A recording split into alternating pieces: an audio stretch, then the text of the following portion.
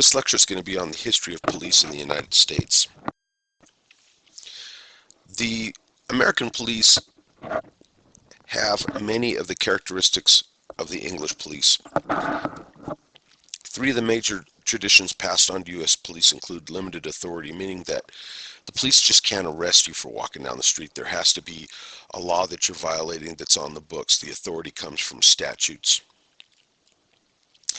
Local control is another thing. We don't have a national police force in the United States. We have no, USA Police Department. So what typically happens is in a city, the city council hires a city manager who hires a police chief who then manages a police department. If the city manager can hire or fire the police chief, it will. If the city council is not happy with the police chief, they have to go through the city manager. So sometimes that can be very political. There's also an organizational fragmentation of police agencies. There's many types of police agencies, each with their own special jurisdiction responsibilities, especially in the federal area. More city and county police are generalists. In other words, they do pretty much everything. They'll handle robberies and rapes and homicides, etc. Where in the federal area, the Drug Enforcement Administration deals with drugs, FBI deals with general investigative things, the U.S. Marshal is the one that goes after people who are wanted, that are escapees or are wanted on warrants, so it's more fragmented. Historically, if you want to look back in England and how they developed policing, it started with the Frank Pledge system, where they kind of had this is an old-time neighborhood watch. You had 10 families, and they called that group of 10 a tithing. We need to know that for testing later, so I'm just letting you know. Tithing. And they agreed to uphold the law, maintain order, and commit to court those who violated the law. Any male over 12 years of age was forced to participate. The tithing would be fined if they didn't perform their duties. The hue and the cry was a technique used to go after thieves. So all able-bodied citizens were required to noisily chase fleeing criminals down the street. If someone was to steal something, you were supposed to chase behind them yelling, "Stop, thief! Stop, thief!" The noise was made to arouse others to the chase. Everyone had a responsibility to chase thieves and try to capture them. It was important to chase someone right away after an act of a theft because it was hard to establish ownership of property. No serial numbers, etc. Next, the English in 1285 developed the parish constable system, and basically what it said was that all citizens were required to pursue criminals, but now it was under the direction of a constable. This was the Statute of Winchester. This is kind of the forerunner of the posses of the Wild West. Matter of fact, the word sheriff comes from shire, which the shire is like a county in England, and the reeve was the constable who was the top county official. They were responsible for collecting taxes and enforcing the law. So the county reeve was the shire reeve, which became sheriff. The watch system occurred from 1217 to 1307. It was a formal system of policing in which property owners took turns guarding towns during the night. Most citizens thought this was just a thankless chore, and there was a lot of corruption and theft that went on because people that did this would get bored, or they would go in cahoots with other criminals and begin to be involved in criminal activity themselves. Now, England had a big change in the whole dynamics of their society with the birth of the Industrial Revolution. The Industrial Revolution is where you had these factories where they were manufacturing things in assembly lines. So workers, what had happened before, they had an agrarian society, and what that meant was I had cattle and maybe you had corn, and we would trade. I'd trade you beef or milk for the corn. Or you had chickens and someone else had wheat, and you'd be trading. Well, it was hard to steal things like Bessie my cow because everybody knew my cow. And, so there was really no coined money. It was very hard to go out and steal things. So, but what happened was, the other thing that was really important was that children were well cared for, and they also were supervised closely. Um, Young boys would go out in the field with their fathers, and they would learn farming, or they would learn whatever the trade was that the father had. The mother would work with the young girls at the home, showing them how to, process food and take care of the home. So there was, a very tight group. They were very well supervised. Well, men left their families to go to work in factories. There were brutal living conditions and low wages, but people were really glad to have the work. Now, in this sort of a situation, the tithing, that concept didn't work very well because this was a transient population. People that lived in the neighborhood for a long time, you'd know who they were. Someone who was a stranger that walked in, you wouldn't know who they were, and if they committed a theft, it'd be very hard to be able to identify them. So thefts and assaults skyrocketed.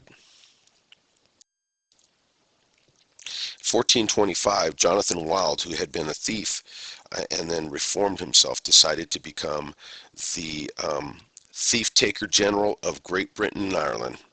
And his motto was, it takes a thief to catch a thief. And what he would do is he would go out and try to capture those people that had ripped off citizens, and he would get about a 20% commission on what the property was worth. The only problem with Jonathan was he decided to get into a little business on his own. He hired his thieves to go out and steal property, and they'd go out one door stealing the property, they'd bring it back and collect 20% on the other side, and he eventually was caught and hung as a result. In the 1750s, one of the biggest changes in policing occurred because of Henry and Sir John Fielding. Fielding brothers were, one was a judge, the other was a businessman. They put together a journal and a weekly publication that came out educating the public on problems of increased crime. And it basically published a description of known offenders, kind of like an early neighborhood watch. In 1748, Henry Fielding began to look at some of the people he was sentencing, people that had previous criminal histories, and he made them into constables. He named them the Bow Street Runners, and they broke up criminal gangs. Now, you can see this gentleman carries around a big shillelagh or a big stick like a club, and their policing methods were brutal. They would beat people on the street, but that deterred people from committing crimes because they didn't want to get caught up in this. And the concept was unable to spread after Henry Fielding died in 1754. Massive riots broke out in 1780, and England was in trouble. They needed some new methods to be devised. In 1829, Sir Robert Peel was one of the representatives in Parliament, and he was given the support to establish the Metropolitan Constabulary for London. This is the Metropolitan Police, and this is the police department that they still currently have. It was structured along the lines of a military unit, and as a matter of fact, the police officers became known as bobbies after Robert Peel. The early English police mandate included preventing crime without repressive use of force and avoiding military intervention in community disturbances, trying to manage public order nonviolently using force as a last resort, hoping to minimize and reduce conflict between the police and the public because the public had had some big run-ins with the police, and normally the military would be called in, and the public would get brutalized. Demonstrate efficiency by means of an absence of crime and disorder rather than by physical evidence of police actions in dealing with problems. Now, the way the police departments in the United States were developed was a little different because they had different characteristics. So one thing was there was ethnic diversity occurring. Immigrants were coming in, and that was the heart and soul of America was made upon the importation of new groups. And as that happened, you had different customs, you had different conflicts. As each new group came in, they'd work for less than the group that was already there, and so that was threatening to the labor force that was already present in the United States, and so you'd have these conflicts. There was also local political control. In England, the police department was the national police department, and officers for the Metropolitan Constabulary were all over England. They had just one chief. Here you had all these different cities who had different chiefs and different people in charge of the police departments. You also had regional differences. In the north, in New York, you had manufacturing, and it was a whole different way of life compared to the South, where they were more agricultural and dependent upon slavery. There was also an opening up of the West, where you really didn't have constables that could run around out there. So there was a lot of, posses that were formed and vigilante groups that were enforcing the law. And one of the other things was is that American society has a history of some of the most violent traditions in the world. Those things all add up to some really hard work ahead of the American police departments to get organized and be able to deal with those different factors. Police in the city in America, going back to the colonial period, they relied mostly on a system of constables and watchmen who were supposed to protect life, property, and the public, and it was considered a civic responsibility to do that. In the 19th century, though, American cities wanted to adopt kind of a similar model to the English bobbies. They wanted the departments to be organized and of a paramilitary structure, meaning that you would have, officers, sergeants, lieutenants, captains. There would be rank. Visibility of officers in uniform to make them accessible to all city citizens and more easily seen. And active patrolling through regular patrol assignments to create more of a crime prevention role for the police and encourage reporting suspicious activity. We're going to talk about three different eras of policing, and those are the political era, the professional era, and the community policing era. We'll start with the political era. This was from 1840 to 1920, and you have cities that are growing from the industrial age. Now, the police departments are controlled by politicians, and the politicians also need police support to get elected. Ranks were for sale to the highest bidder, and numerous incidents of police corruption showed that officers were on the take. Cities faced ethnic conflicts as a consequence of the massive immigration, again, fights over jobs, and hostilities grew toward non-slave African Americans. Mob actions against banks and other institutions also occurred during the economic decline. Most cities instituted night watchman programs. In Boston and Philadelphia, they also added a daytime police department to supplement the night. But the problem was they were disjointed. You had two different administrations. You had a daytime administration, nighttime administration. No contact between the two groups. And I'll tell you right now that if you look at that historically, they were having a lot of problems because the night watch never knew what was really occurring in their area, because the day watch people would take the reports, and if they never gave that information back to the night watch people, they didn't know if they had crime series going on or not. In 1844, the New York legislature created a unified police force, and this was commanded by one chief. So this really changed things. Now there was communication in New York City between the day and the night shift, and they started to work at trying to identify crime trends. In the 1850s, we had reactive policing, which means dealing with crimes after they occur. Police were still tied to politicians and act on their behalf. Police perform crime prevention, order maintenance, and service functions in a decentralized manner by responding to problems individually as they encountered them.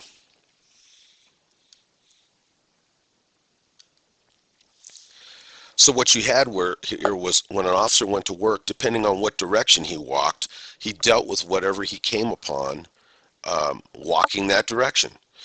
So it was totally, like a throw of the dice, spin of the roulette wheel, which way he was going to go and what he would deal with.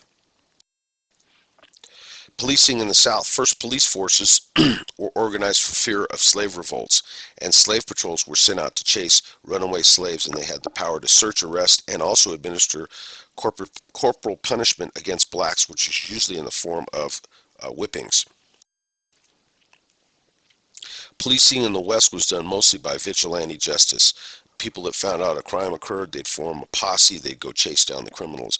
If they thought they had reasonable cause to believe they committed the crime, like say they had some of the stolen property, in most cases they would kill them by hanging them. Federal judges were primarily for courtroom security and custody of prisoners. They'd have what they call circuit court judges who would move around, going from town to town, and they'd take people out of the jails and bring them before the judge for a trial and sentencing. The professional model era started in 1920 and went to 1970, and there were reform movements started by the upper middle class to rid the government of party politics and patronage. They wanted to professionalize the police and eliminate the connection to politics. Variety of different models of professional policing, but the one that really stuck was to keep police out of politics. They wanted members to be well trained, highly disciplined, and tightly organized. The public expected the police to enforce laws equally, and they wanted the police to start to take advantage of technological developments that were occurring. Also, it was determined that they wanted merit rather than political patronage to be the basis of, promotions, and that crime fighting, which hadn't been done before, needed to start to be prominent in this mission.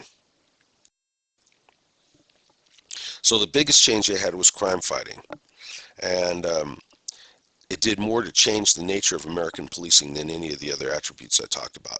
Police delivered less public service and concentrated more on crime.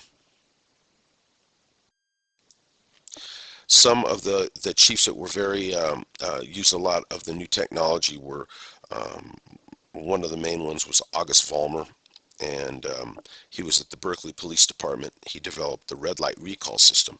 The telephone was just coming out, and Vollmer had an idea. What he did was he put call boxes in strategic locations in the city and gave officers keys to these boxes so that they could telephone the station. Then he put these large red lights at strategic intersections, and officers were required to always keep an eye on the light. The light would flash with a certain code, which would notify the officer that he needed to call in for assignment. Officers were able to be dispatched using this method. Vollmer also brought about the use of motorcycle and developed a school of criminology at UC Berkeley, where he worked on things like fingerprint and handwriting classification. He began to train officers in the use of science and technology. But one of his biggest accomplishments was to look at counseling and crime prevention. He believed that juveniles need to be counseled and didn't necessarily need to be put into the system. They need to be supervised and given another chance. One of his students was O.W. Wilson, and he was also an advocate of professionalism. He believed in separating politics from the police, and he believed that it was important to rotate beat officers off a beat so they don't become too familiar with citizens and thus prone to corruption. Began to use radios, which now, when you started to use the patrol cars, you could start to use radios, because radios back then were gigantic and very heavy. They could weigh 100 pounds. And some of the first radios that came out were one way. In other words, officers would drive around, dispatch would talk on a microphone, and it would send a one-way signal to the officers they were expected to respond to a crime. Eventually, they ended up with two-way radios, and they started to be able to provide rapid response to calls for service, people calling in on the telephone. In the 1930s, police concentrated more on serious crimes. They relied on technology, just using simple things like pin maps, where you could start to look at the number of crimes that occurred, use a certain color pin to identify that crime. And after a while, you continue to put those pins up, and you could see series of groupings. And then the next thing you would do is start to develop time of when these crimes were occurring. There was also centralized decision making that was going on. You had different bureaus, and they were working closely together to try to solve crime, and there was equal enforcement of the law. 1960s, you had the civil rights movement, and the police were called in to deal with the riots. They perceived themselves as helping. They were perceived by the community as helping to maintain the status quo. In other words, in not supporting the civil rights movement. But the police saw themselves as crime fighters. They didn't know this was going on. And the inner city residents actually saw them as an occupying force, and rather than public service who were looked to for help. So the police became isolated from the community they served, and that whole model about professionalism was questioned. I'm going to talk really quickly about one of the assignments that you're going to have, and if you want to review, to go back to the orientation lecture, which is the first lecture in this course, you'll see that you have a assignment where you're supposed to assemble a police department. And what I ask you to do is to go out and find 5 different police department web pages where you can go look up how they run their department. And as we start to look at the next lecture that deals with police organization, you're going to show me you understand how a police department works by building one. The police project guidelines, I'm giving you a list here of some things that you want to include: an organizational chart, a beat map, types of patrol, horse patrol, bike patrol, motorcycle, wages and benefits you might pay, demographics of your city, what's the population, what's the industry, how many residents are there, how many people drive in, what's the minimum qualifications for your police officer. Are you going to make them go to college? You're going to make them just have a high school diploma? How about a floor plan of their department or equipment that you want to issue them? You can go to www.gallsgalls.com, and that's a police supply house. You can see a lot of stuff there. What kind of special units are you going to have? You're going to have SWAT teams, you're going to have air patrol, and what are the different divisions and their duties? And then also, what kind of training do you offer? Now, I tell you that you can use police department web pages to help you. You can find the information that interests you and cut and paste it into a Word document that later you'll email to me. Look for announcements, and I'll be letting you know when the due date's going to be on this assignment. It's either going to be on the home page, or I'll try to put it on the calendar for you, or email it to you, or maybe all three. Getting back to the lecture, the next era is the community policing era. And I remember when this happened because I was a young officer in Berkeley, and we were just starting to begin to get involved in community policing in about 1982, when we hired Chief Ron Nelson, who was the big instigator of Crime Watch up in Northern California. But before Nelson came there, it was 1978. I can remember working on Graveyard, and one of my colleagues was going to Cal State Hayward, and he was talking about the fact that back east in New York, they were doing these different sorts of programs where they were building these little substations right in neighborhoods, and officers were not responding to the regular police departments. They would work out of these substations, and that citizens would come in and help to give the police directions on what they would be doing. And I thought, well, citizens don't know what's going on. How wrong I was. Citizens know exactly what's going on in their community. So this community policing era, what happened was, at the end of the professional era, research questioned the professional model's effectiveness. It attacked the crime fighter model, including evidence that things like increasing the number of police in the neighborhood had little effect on the crime rate. That was the Kansas City project. That rapid response to calls for service doesn't mean more criminals in custody, because if the citizens don't call you, they're scared of your police department, or they don't want to work with you, then that 90-second response time, if they take 20 minutes to call you, it's a 20-minute 90-second response time. And that it's truly really hard, difficult to improve rates of solving crime. One of the big things that happened also was the color TV came into everyone's living room, and citizens were not happy by the use of force in the political conventions in Chicago, the Democratic Convention, as it was depicted on TV. Police were brutal, beating people, and because it was color TV, they saw a lot of blood. And I'll tell you, that was one of the main things that inspired the community policing era. Now, some of the things that were looked at was the pros and cons of motorized patrol. The good thing was having the officer in a police car. You could cover a larger area than on foot. You could get to calls faster, and you could carry equipment in the vehicle. The bad thing was is that officers were staying in their car. You can't see what's going on from the vehicle. It began to isolate officers from the community, and officers would hide behind the structure of the vehicle and only go out when they were called. So it started to bring back a look at foot patrol, which is one of the most expensive ways to patrol because officers can't cover very much ground.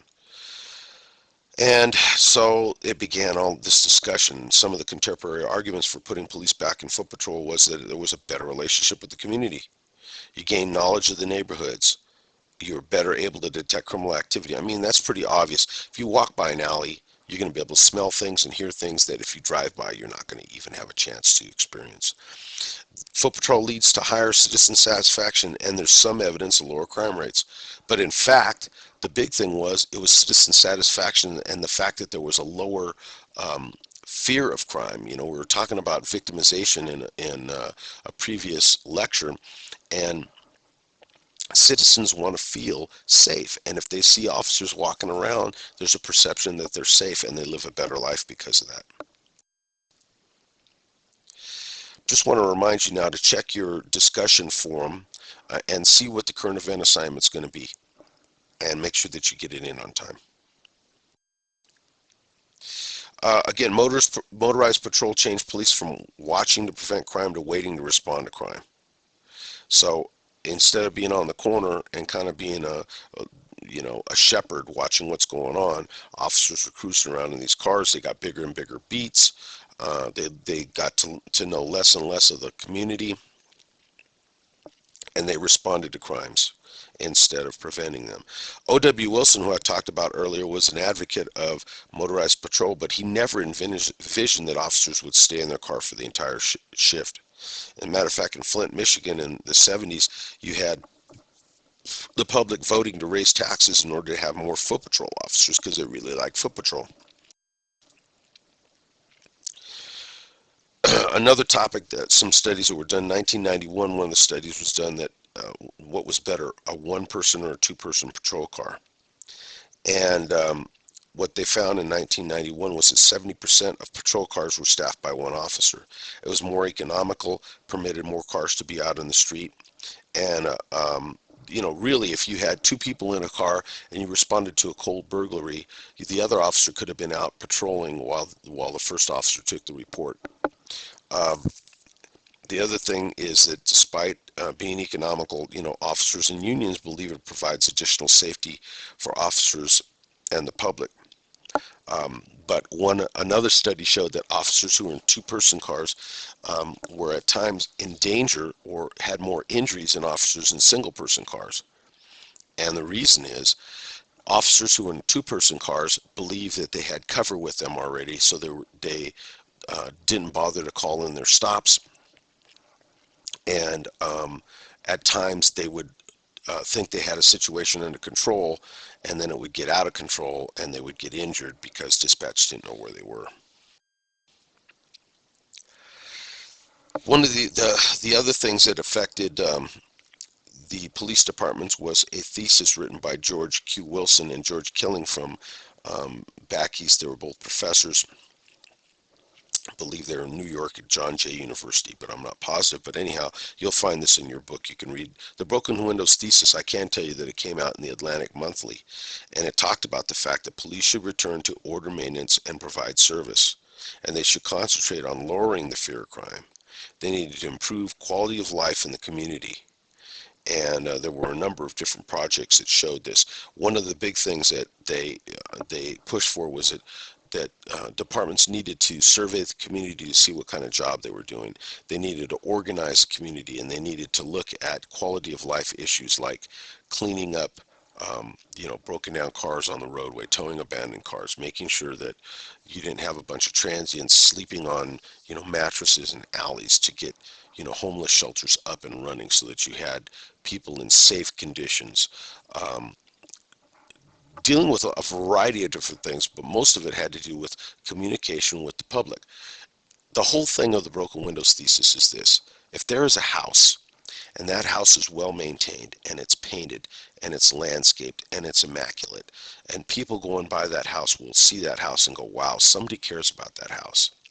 But if you let that house get dirty and dingy and make it look like it's abandoned, and the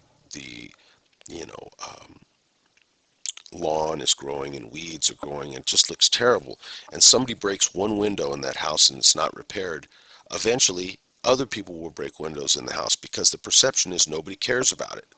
There were some studies that have been done in that area, and it shows that if people don't think that somebody has ownership or pride in something, they'll disrespect it. The next thing we're going to jump to is organization of the police in the federal system. We have the Federal Bureau of Investigations. They have the broadest range of control, and they investigate all other crimes not under the control of other federal agencies. They are taking some heat. A couple of cases that you might want to look up on the web for your own knowledge would be the Randy Weaver case. In that case, a sniper, an FBI sniper, killed Randy Weaver's wife while she was standing with her baby in a window, simply because the FBI policy was is once they had a green light, their SWAT team could kill anybody that they could get a shot at. They also took some heat over the Waco raid, where um, the um, uh, the cult with David Koresh, I believe it is they ended up burning the whole place down because of some munitions that they used. And the Leonard Peltier case, where Leonard Peltier was accused of killing some FBI agents, and there's a lot of controversy over J. Edgar Hoover at that time and his COINTELPRO project. You should go look up COINTELPRO. It's counterintelligence program, and they dealt with groups like the Black Panther, American Indian Movement, um, and you'll find some interesting stuff if in that kind of reading. J. Edgar Hoover was a director of the FBI in 1924. He made major changes to increase professionalism and to reduce corruption. He really did set up some great training for his officers, but he was accused of using subversion to set up minority groups like the Black Panthers, American Indian Movement, and it had a lot to do with the internment of Japanese Americans after the Pearl Harbor bombing. What he would do, is a very smart guy. He would collect surveillance evidence against politicians to stay in power. He knew that John F. Kennedy was running around with other women other than his wife, and he collected that sort of evidence to protect himself so they wouldn't get rid of him. Other federal agencies, and this is all in the book, you should be able to know what their duties are, include DEA, ATF, Secret Service, IRS, Internal Revenue Service, postal inspectors, Border Patrol, and U.S. Coast Guard, which are part of Homeland Security, National Park Service, and Interpol. State agencies. Every state except Hawaii has a state police. Hawaii is kind of interesting. Each island is almost like a county, and it has one major police agency and a county jail. State police usually work in rural areas, and they staff state crime labs for local law enforcement. You also have departments of justice, which are usually under the state attorney general's office. In California, we have California DOJ. In California Department of Justice, they have their own investigative group that can go out and assist other agencies, and they also have a Bureau of Narcotic Enforcement. At the county level, you have the sheriffs, and they're elected, and they run the jails, they protect the courts, and they sometimes handle coroner's duties on homicides or on dead bodies, and they have also patrol and investigation in unincorporated areas. Local agencies, cities and towns, the average police department is actually less than 30 officers. In the East Bay, most departments are at least 50 police officers, with cities like Berkeley, Richmond having at least 200 each. City of Oakland has about 700 officers. City of San Francisco has 2,500 officers. I'm going to talk a little bit about the styles of policing, and it depends on how busy a city is and what the basic characteristics are of the chief and how they want their officers to work. The watchman style is an emphasis on order maintenance, ignoring minor violations, especially traffic and juvenile, but really going up and asking people a lot of questions. What are you doing here? Why are you here? Move along. Legalistic style is really a single standard of conduct for all. There's a high number of traffic tickets and misdemeanor arrests. The service style is an emphasis on balance between maintaining order and law enforcement. They're less likely than the legalistic to make arrests, but they take serious cases seriously, burglaries and assaults, but avoid arrest for minor offenses because they would rather stay in service so they can respond to the serious cases. Now, if I was to look at this, I would say that the legalistic style is probably something like Walnut Creek PD. They have a lower crime rate, and they enforce more of a standard of conduct and have probably higher traffic tickets and misdemeanor arrests. Service style would be more like Richmond Police Department because they are so busy that they have to use discretion in deciding what crimes they're going to move forward on and what arrests they're going to move forward on. And most of the time they try to keep their time available for serious crimes. This slide, basically, you can look at this yourself, but it gives a typical response by type of department or problem according to the author.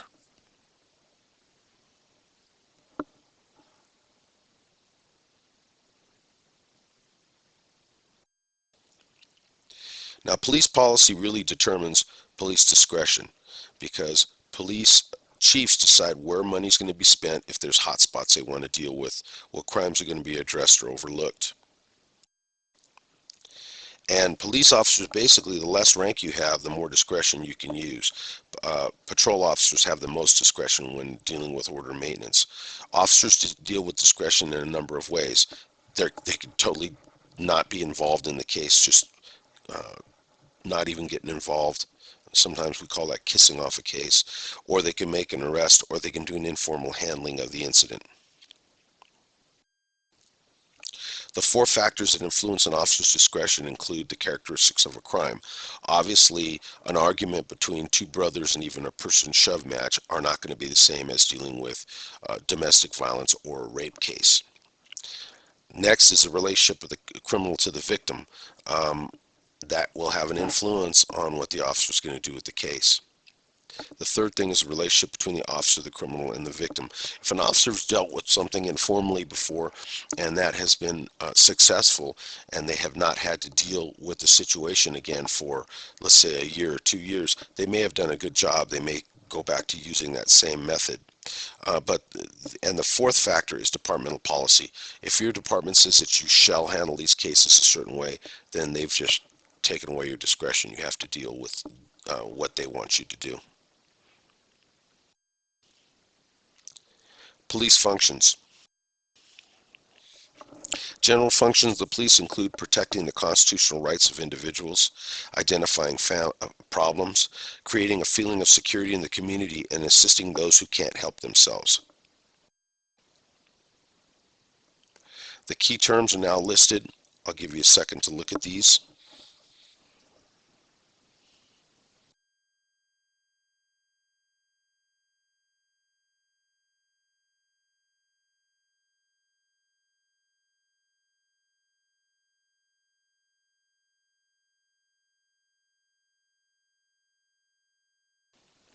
Again, you should be able to either define or speak to each one of these terms because that's what the basis of the testing is going to be on.